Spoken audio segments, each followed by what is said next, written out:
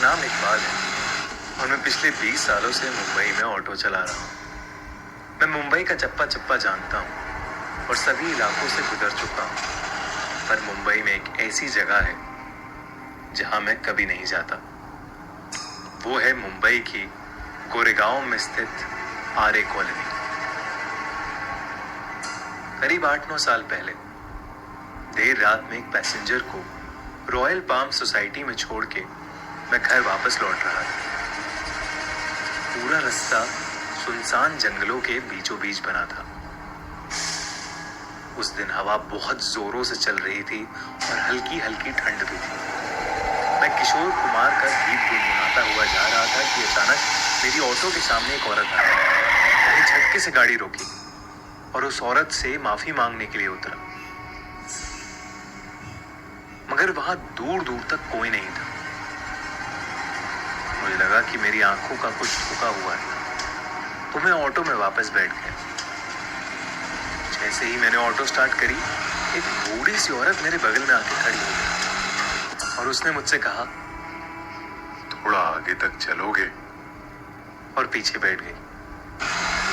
उस औरत ने फटे पुराने कपड़े पहन रखे और एकदम मिट्टी में लिपटी हुई। उसका चेहरा उसके बिखरे बालों से छुपा सा हुआ है। मुझे थोड़ा अजीब सा लग रहा था कि रात के 3 बजे इस बूढ़ी औरत को कहां जाना है। मैंने उससे पूछा, मैडम कहां जाना है आपको? उसने जवाब में कहा, आगे एक शमशान है, बस वहां तक।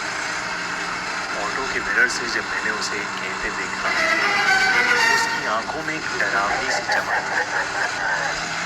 जब उसके बाल हवा से उड़े तो उसका गलगला सा चेहरा देख मेरी आंखें फटी की फटी रह गई। मेरे पूरे शरीर के रोंगटे खड़े हो गए और तब मुझे सूझा कि शायद मेरे पीछे जो औरत बैठी है वो एक चुड़ैल है जो कुछ समझ नहीं आ रहा था। इसलिए मैं चुपचाप ऑटो को खूब तेजी से आगे भगा रहा था। एकदम से मेरी ऑटो में खड़खड़ हुई और वो बंद पड़ गई।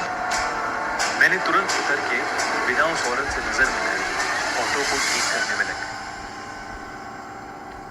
जैसे ही मैंने ऑटो ठीक करके ऑटो स्टार्ट किया, तब मैंने देखा कि वो औरत मेरे पीछे वाली सीट पे है ही नहीं।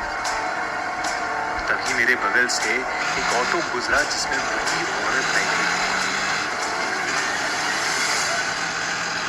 मैं उस इलाके से जैसे तैसे निकल कर घर पहुंचा और सीधे जाके सो गया।